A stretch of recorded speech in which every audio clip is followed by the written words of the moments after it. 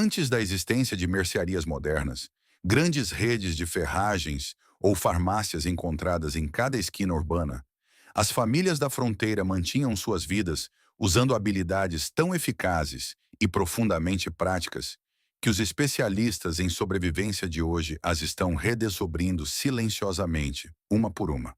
O número 7 desta lista foi utilizado por colonos de Kentucky a Kansas para tratar infecções que atualmente o enviariam direto para uma clínica de atendimento de urgência. O número 14 era tão notavelmente eficiente que o Exército dos Estados Unidos conduziu estudos sobre ele durante a Segunda Guerra Mundial. E o número 3 é uma técnica de conservação de alimentos que manteve a carne perfeitamente comestível por 2 anos, sem um único equipamento que você não pudesse fabricar com suas próprias mãos. Aqui está a realidade que ninguém no mundo moderno quer reconhecer em voz alta. Essas famílias não apenas sobreviveram, eles prosperaram. Eles criaram seus filhos, estabeleceram comunidades inteiras e viveram vidas plenas e significativas sem nenhuma das infraestruturas que consideramos essenciais hoje.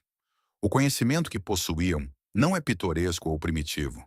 É um sistema completo e sofisticado para a sobrevivência humana que levou 10 mil anos para ser aperfeiçoado e menos de um século para esquecermos. Depois de ver o que as famílias da fronteira realmente entendiam, você nunca mais verá sua despensa, seu quintal ou seu armário de remédios da mesma forma. Vamos contar as 25 habilidades de sobrevivência que as famílias da fronteira usavam e que ninguém mais ensina. Top 25. Lendo a paisagem para encontrar água. Antes da era das plataformas de perfuração e dos canos municipais, um colono pisando em terras brutas e intocadas enfrentava uma questão urgente. Onde está a água? As famílias da fronteira aprenderam a ler a paisagem da mesma forma que lemos as placas de trânsito hoje. Árvores de choupo crescendo em um vale seco indicavam um riacho a 9 metros da superfície. Uma fenda em forma de V em uma encosta sugeria que o escoamento sazonal se concentrava naquele ponto específico. Grama verde brilhante aparecendo em um campo de setembro marrom significava que uma nascente escondida ficava logo abaixo do solo superficial. Eles observavam onde os animais se reuniam ao amanhecer, onde os insetos pululavam ao entardecer e onde a geada matinal permanecia por mais tempo no solo de verão. Um leitor de água habilidoso podia cavar um poço cavado à mão no local exato na primeira tentativa, economizando semanas de trabalho árduo. Essa habilidade específica manteve assentamentos inteiros vivos durante os anos de seca, quando as fontes de água óbvias secaram.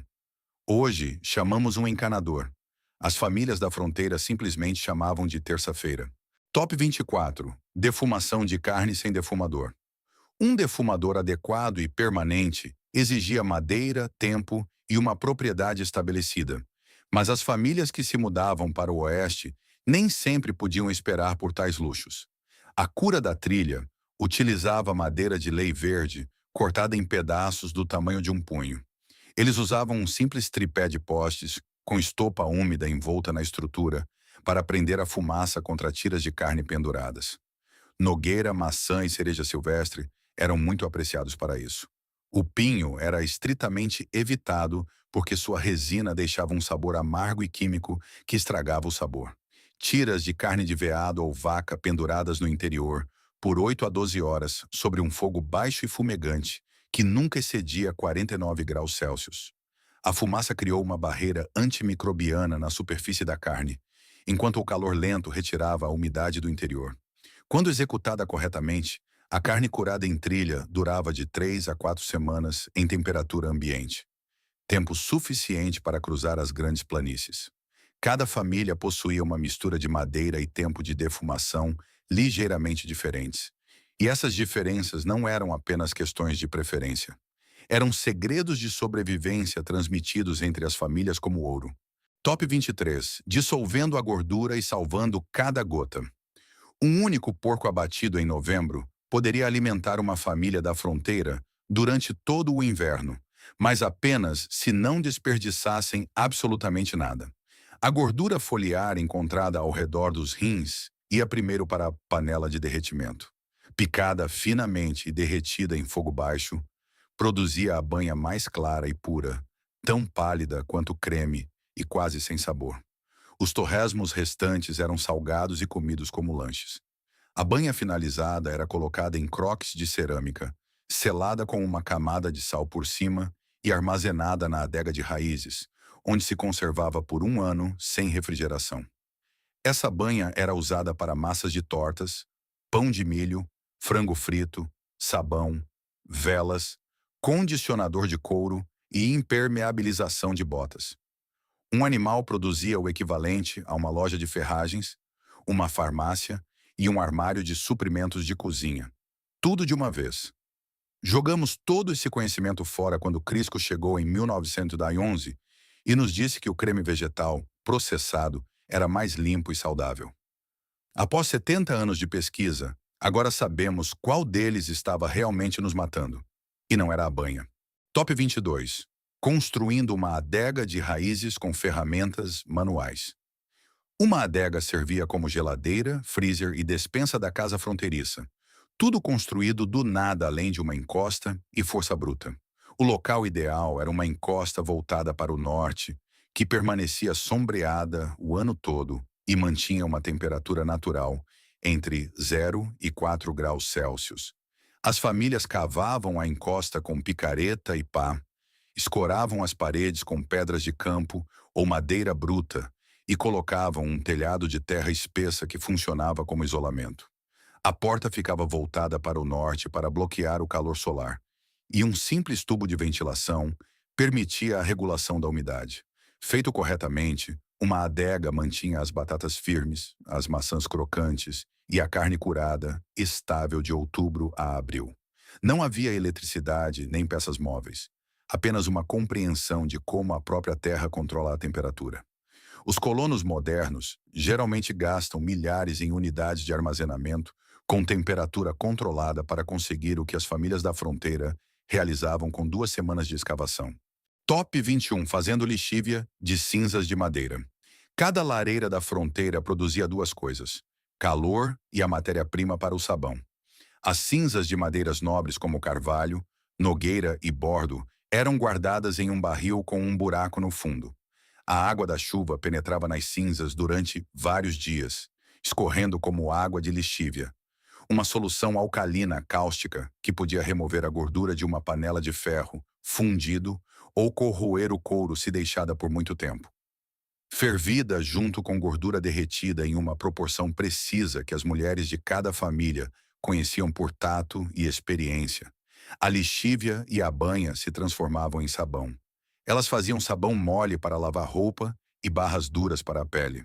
Elas testavam a força da lixívia flutuando um ovo cru nela. O ovo flutuava corretamente apenas quando a concentração estava exatamente certa.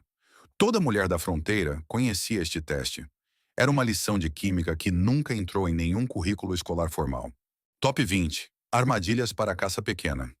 Uma família da fronteira que ficasse sem munição de rifle não passava fome. Eles armavam armadilhas. Um simples laço de crina de cavalo, trançada ou arame torcido, colocado ao longo de uma trilha de coelhos, na altura exata da cabeça do animal, não exigia isca, espera ou barulho. A habilidade estava em ler a trilha, notar excrementos frescos, grama comprimida e a leve depressão onde o pé de um coelho atingia o mesmo ponto 100 manhãs seguidas. Ao colocar a armadilha 2 dedos acima dessa depressão, o laço pegava o pescoço do animal de forma limpa. Um armadilheiro habilidoso podia colocar 20 armadilhas em uma tarde e verificá-las em 1 hora ao amanhecer. Coelhos, esquilos, galinhas da montanha e ratos almiscarados saíam dessas armadilhas e iam direto para a panela. Durante invernos rigorosos, quando a caça grande era escassa, a armadilha para a caça pequena era a diferença entre comer e passar fome. Os manuais dos escoteiros costumavam ensinar isso e, em seguida, removê-lo silenciosamente. Top 19. O poder medicinal da transagem. Aquela erva de folha plana que cresce em todas as rachaduras de todas as calçadas da América é a tanchagem de folha larga, ou plantago major. As famílias da fronteira a consideravam tão essencial quanto bandagens. Esmagada ou mastigada e pressionada contra uma picada de abelha, uma farpa ou um corte infectado, uma compressa de tanchagem removia a inflamação do tecido em minutos. Os herbalistas hoje a chamam de erva de extração. O composto ativo, alcubina, demonstrou propriedades anti-inflamatórias em estudos laboratoriais modernos. As mulheres da fronteira a aplicavam em furúnculos, feridas infectadas e picadas de insetos, com resultados consistentes o suficiente para que a habilidade fosse transmitida a todas as crianças aos 8 anos de idade. Era preciso saber qual folha procurar. A larga oval com veias paralelas correndo do caule à ponta. Era preciso saber usar folhas verdes frescas, não secas, e esmagá-las até que o suco escorresse. Toda a farmácia estava crescendo na vala ao lado da estrada, e passamos por ela todos os dias sem saber o que é. Top 18. A medicina funcional da natureza. Eis o que a indústria farmacêutica entendeu que sua tataravó não precisava ser ensinada. A natureza produziu medicina funcional muito antes de alguém embalá-la. As famílias da fronteira usavam milefólio para estancar o sangramento. Usavam xarope de sabugueiro para encurtar a duração das febres. Eles enchiam feridas com mel cru, porque o baixo pH e o conteúdo de peróxido de hidrogênio do mel são genuinamente antimicrobianos. Um fato confirmado por pesquisas sobre tratamento de feridas publicadas em 2011. Estas não eram superstições, eram tratamentos observados, repetidos e refinados, que funcionavam bem o suficiente para manter as famílias vivas à beira do deserto, sem um médico a centenas de quilômetros de distância. Não substituímos estes tratamentos porque encontramos melhores. Substituímos porque alguém encontrou uma maneira de patentear e vender alternativas. Disseram-nos que os velhos costumes eram ignorantes, mas não eram ignorantes. Eram apenas gratuitos. Top 17. Secagem de ervas para a medicina de inverno. As vigas de uma cozinha da fronteira eram densamente penduradas com ervas em feixes, secando durante agosto e setembro. Hortelã-pimenta era guardada para problemas de estômago, camomila para febre e sono, raiz de equinácea para doenças respiratórias e folhas de confrei para hematomas e dores ósseas. O momento da colheita importava precisamente. Ervas cortadas assim que as flores se abriam tinham a concentração máxima de óleos voláteis, os compostos que as tornavam eficazes. Penduradas em pequenos feixes, hastes para cima, em um espaço seco com boa circulação de ar, elas curavam em 2 a 3 semanas e mantinham sua potência por um ano inteiro. As mulheres da fronteira mantinham livros de remédios manuscritos, listando cada erva, cada método de preparação e cada dosagem. Esses livros estavam entre os bens mais preciosos passados de mães para filhas. A maioria deles está sentada em caixas em lojas de antiguidades agora, onde a escrita ainda é legível e o conhecimento ainda é preciso. Top 16. Preservando ovos com waterglass. Waterglass, uma solução de silicato de sódio dissolvido em água, era o banco de ovos da fronteira. Ovos frescos submersos em um croque de waterglass e armazenados em uma adega fresca permaneceram viáveis por até um ano. A solução de silicato selou os poros naturais do ovo contra a penetração bacteriana, e a temperatura fria retardou qualquer deterioração interna. Uma família que preservasse 200 ovos em outubro tomava café da manhã até abril, mesmo quando as galinhas parassem de botar. A solução custava centavos e os croques eram reutilizados por décadas. A técnica não exigia nada mais do que uma receita, um recipiente e um lugar fresco para armazená-lo. As modernas fazendas de ovos enviam o excedente de ovos para instalações de processamento de líquidos, quando a produção excede a demanda. Uma mulher da fronteira teria olhado para esse desperdício com uma espécie de descrença furiosa. Top 15. Fazendo vinagre de maçã de restos. Nada era desperdiçado em uma cozinha da fronteira. Depois de descascar e retirar o caroço das maçãs para a torta ou cidra, as cascas e os caroços iam para um grande croque com água e açúcar. O fermento selvagem das cascas de maçã começou a fermentação em poucos dias, produzindo cidra dura bruta. Deixado por mais tempo e exposto ao ar, o álcool oxidava em ácido acético, criando vinagre de maçã. Levava de 8 a 12 semanas para ir de restos de maçã a vinagre acabado, que então servia como conservante de alimentos. Um enxágue de feridas, uma solução de limpeza, um fixador de tintura de tecido e uma cura para azia e dores nas articulações. Cada etapa usava o que de outra forma seria descartado. Todo o processo funcionava sozinho com nada mais do que tempo e um pano pendurado sobre o croque para manter os insetos afastados. O vinagre de maçã comprado em loja hoje custa $4 a garrafa. Mas uma família da fronteira fazia o suprimento de um ano com as partes das maçãs que já haviam comido. Top 14. Lendo o tempo na natureza. Sem aplicativo de previsão do tempo, sem barômetro e sem rádio de notícias, as famílias da fronteira liam o tempo de amanhã no mundo ao seu redor com uma confiabilidade que os meteorologistas modernos acham desconfortável de reconhecer. Lagartas de urso lanoso com largas faixas marrons significavam invernos amenos. Um pedaço de sabedoria popular que um pesquisador do Museu Americano de História Natural investigou e encontrou correlações com os padrões climáticos locais. Quedas pesadas de bolotas previam invernos rigorosos. Andorinhas voando baixo antes de uma tempestade perseguiam insetos que desciam em queda de pressão. O gado se deitava nos campos 2 horas antes da chuva. Anéis ao redor da lua mediam a distância das camadas de nuvens que se aproximavam. Um anel significava chuva em 24 horas, enquanto 2 anéis significavam 48 horas. Estas não eram superstições aleatórias, eram séculos de observação cuidadosa, condensados em regras práticas. As famílias cuja colheita dependia de uma previsão meteorológica precisa tinham um forte incentivo para acertar. Top 13. Cavando um poço à mão. O Corpo de Engenheiros do Exército dos Wartime estudou as técnicas de poços cavados à mão durante a Segunda Guerra Mundial, especificamente porque precisava entender como as comunidades da fronteira haviam alcançado um acesso tão consistente à água subterrânea sem máquinas. A resposta foi metódica: identificar sinais de água na paisagem, cavar nas horas antes do amanhecer, quando o solo está mais frio e o trabalho físico é menos punitivo, e escorar as paredes com anéis de pedra ajustados à medida que você desce para evitar desmoronamentos. Teste a água com um pano limpo e o gosto de sua própria mão. Um cavador de poços habilidoso sabia pelo cheiro do solo quando estava chegando perto. Minhocas impulsionadas para cima pelo aumento da umidade, argila dando lugar a cascalho e o primeiro frio-umidade na parede, que significava que o lençol freático estava a 20 minutos de distância.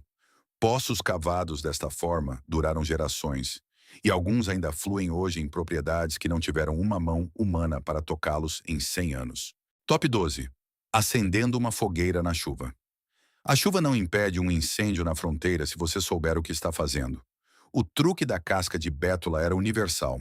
A casca externa fina das bétulas contém betulina, um composto ceroso que repele a água e queima mesmo quando encharcada. Descasque a casca externa e ela acende com uma única faísca.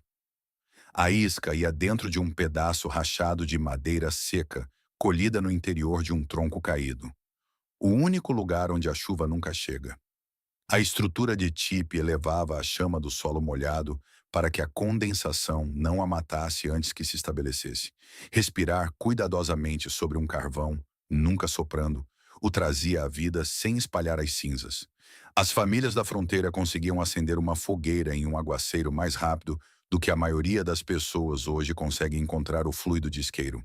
Não era mágica, era conhecimento praticado até se tornar memória muscular. É aqui que os sobrevivencialistas modernos consistentemente erram. Eles compram ferramentas, enquanto as famílias da fronteira construíam habilidades. Um kit de acendedor de fogo de $300 falha quando fica molhado ou a bateria acaba. Mas o conhecimento de como encontrar isca seca dentro de um tronco encharcado não falha. Top 11. Preservação de carne em sal. Antes da refrigeração, o sal era dinheiro, remédio e sobrevivência comprimidos em um cristal branco. As famílias da fronteira embalavam a carne em sal seco usando uma técnica chamada cura seca. Uma camada de sal, uma camada de carne e outra camada de sal eram repetidas em um barril de madeira e armazenadas na adega. O sal retirava a umidade da carne por osmose, reduzindo a atividade da água a um nível onde o crescimento bacteriano se tornava impossível. Um presunto curado com sal adequadamente durava 18 meses sem refrigeração. A barriga de porco se tornou bacon, a carne bovina se tornou carne salgada, e até mesmo peixes de rios de verão eram colocados em camadas em croques de sal e consumidos durante o inverno.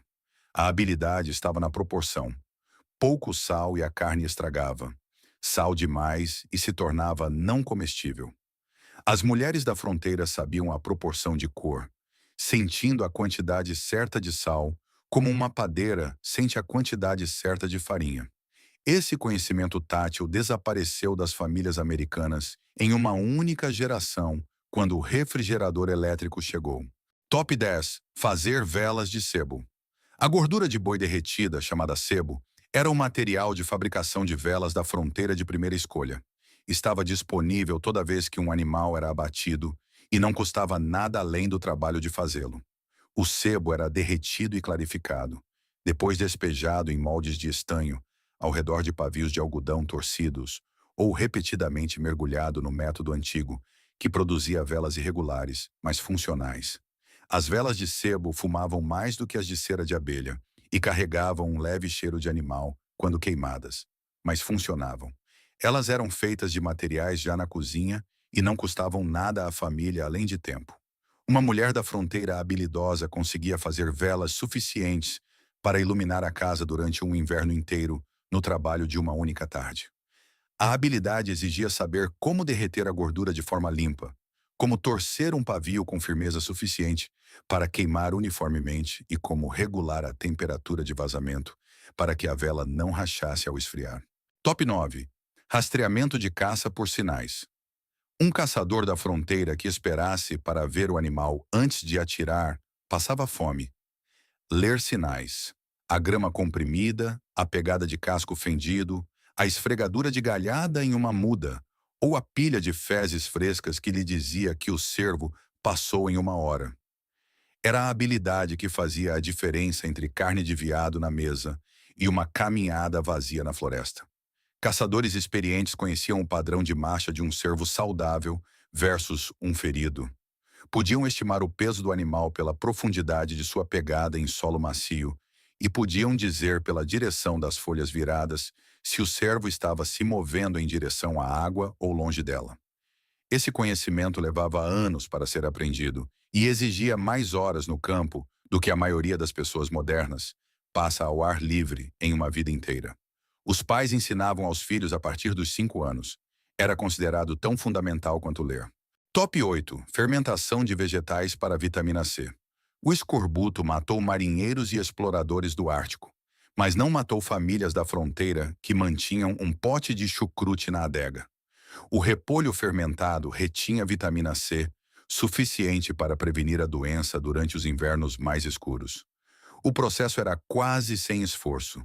Fatiar o repolho finamente, embalá-lo em um pote com sal, pressioná-lo até que o próprio líquido do vegetal subisse para cobri-lo e esperar de 2 a 4 semanas, enquanto as bactérias lactobacilos selvagens convertiam os açúcares em ácido lático. Isso preservava o repolho e produzia vitaminas B no processo. A mesma técnica funcionava em beterrabas, nabos, cenouras e feijões verdes. Uma família da fronteira que armazenasse 20 galões de vegetais fermentados em outubro tinha uma rede de segurança nutricional que nenhuma quantidade de alimentos secos ou defumados poderia igualar. Todas as mercearias agora vendem probióticos em cápsulas, mas as famílias da fronteira os comiam com todas as refeições de inverno. Top 7. A geladeira da fonte. Uma casa de nascente era uma das peças de engenharia mais elegantes do kit de ferramentas da fronteira. Era uma pequena estrutura de pedra construída diretamente sobre uma nascente natural, baixa o suficiente para que a água fria da nascente fluísse por um canal dentro do edifício. Croques de leite, Moldes de manteiga e carne fresca eram colocados no canal onde a água constante da nascente a 50 graus mantinha uma temperatura de refrigerador durante todo o ano, sem qualquer entrada de energia. As famílias que tinham uma boa nascente em suas terras construíram a casa de nascente antes de construir o celeiro, porque a sobrevivência dos laticínios importava mais do que o conforto do gado. As paredes de pedra e o telhado de terra compactada adicionavam isolamento adicional. Uma casa de nascente bem construída podia evitar que o creme azedasse por 4 dias em julho. Era o refrigerador que não custava nada para funcionar e nunca quebrava enquanto a nascente fluía. Top 6. Cataplasma de pão para infecção. As habilidades desta lista não foram perdidas porque alternativas melhores as substituíram. Elas foram perdidas porque as corporações tinham orçamentos de marketing mais fortes. Antes dos antibióticos, uma ferida infectada significava amputação ou morte. As mulheres da fronteira usavam uma cataplasma de pão, pão quente embebido em leite aplicado diretamente a um abscesso ou corte infectado sob uma bandagem de pano, para levar a infecção à superfície onde poderia ser drenada. O calor aumentava o fluxo sanguíneo local. A umidade amolecia o tecido e o próprio pão fornecia um meio para uma infecção migrar para dentro. Isso não era mágica. A ação de sucção de cataplasmas quentes e úmidas é documentada na literatura moderna de tratamento de feridas como um processo físico real. Uma família que conhecia essa técnica salvou membros e vidas que de outra forma teriam sido perdidas. O conhecimento exigia nada mais do que pão, leite, uma tira de pano e a confiança para usá-lo. Top 5. Manter o fogo aceso durante a noite. Uma cabana de fronteira em janeiro dependia de o fogo não se apagar entre a meia-noite e as 6 da manhã. Manter o fogo aceso, a arte de manter um fogo aceso durante a noite sem alimentação constante, era a habilidade que tornava isso possível. Uma cama de brasas de madeira de lei era coberta com cinzas da própria caixa de fogo, criando uma camada isolante que retinha o calor sem alimentar oxigênio diretamente nas brasas. Feito corretamente, as brasas brilhavam vivas sob essas cinzas por 8 horas e pegavam madeira fresca instantaneamente ao toque de um fole pela manhã. A profundidade errada das cinzas e o fogo sufocavam. Muito pouco e as brasas queimavam até as 3 da manhã, fazendo com que a temperatura da cabana caísse perigosamente. Toda criança da fronteira sabia como manter um fogo aceso antes de perder os dentes de leite. Era uma habilidade de vida no sentido mais literal. Top 4. Fazer corda de fibra vegetal. Uma família da fronteira que ficou sem corda não encomendava mais. Eles a faziam. Hastes de urtiga, secas para remover a picada e divididas para expor as fibras internas, produziam cordas mais fortes do que cordas de algodão de diâmetro equivalente. Apocinum cannabinum, serralha, folhas de tábua e casca interna retirada de árvores de tilha, todos produziam fibras utilizáveis. O método de embrulho reverso, enrolar dois grupos separados de fibra um contra o outro em direções opostas para que se travem sob tensão, é anterior à história escrita e produz uma corda que não se desenrola sob carga. Um trabalhador de fibra qualificado poderia fazer 20 pés de corda funcional a partir de material coletado em uma tarde. Esta corda construiu cercas, reparou arreios, pendurou caça, amarrou postes e puxou carroças para fora da lama. Era o equivalente da loja de ferragens à fita adesiva, disponível em qualquer SEB ou margem de rio. Top 3. Preservar a manteiga a longo prazo. A manteiga fresca em julho durava 3 dias antes de ficar rançosa. Manteiga salgada e embalada, pressionada firmemente em um croque, com uma camada pesada de sal por cima e armazenada na casa de nascente ou adega de raiz, durava 6 meses. A habilidade estava no trabalho. A manteiga era batida a partir do creme, depois lavada repetidamente com água fria, até que todo o traço de leitelho fosse removido. O leitelho deixado na manteiga é o que causava a deterioração. Então o sal era trabalhado uniformemente e completamente, e a manteiga era embalada sem bolsas de ar em um croque de cerâmica vidrada. Coberta e mantida fria, saía em dezembro com um sabor quase tão fresco quanto no dia em que foi feita. As famílias da fronteira que dominaram essa habilidade comeram bem durante o inverno, enquanto aquelas que não o fizeram aprenderam da maneira mais difícil que a manteiga rançosa era uma experiência miserável. Top 2. Cozinhar em fogo de chão para preservação. Quando uma família da fronteira abatia um alce ou um veado grande longe demais da propriedade para transportar facilmente, eles usavam um cozimento em fossa para preservar e processar a carne no local. Uma fossa com cerca de 1 metro de profundidade e 1,20 m de comprimento era revestida com pedras do campo e queimada por 2 a 3 horas até que as pedras retivessem um calor intenso. As pedras eram varridas e o fogo removido. A carne preparada, envolta em serapilheira úmida ou folhas grandes para reter o vapor, era baixada sobre as pedras.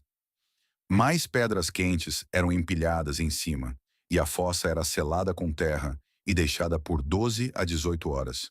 O resultado era carne totalmente cozida, macia e preservada, que podia ser transportada com segurança, porque o processo de cozimento havia matado as bactérias da superfície, e o calor interno havia eliminado umidade suficiente para prolongar a estabilidade. Funciona sem nenhum equipamento que não possa ser encontrado em qualquer paisagem natural da Terra. Top 1. Navegação por estrelas e sinais naturais. Uma família da fronteira que se perdeu em 80 quilômetros de natureza selvagem sem uma bússola teve que se safar.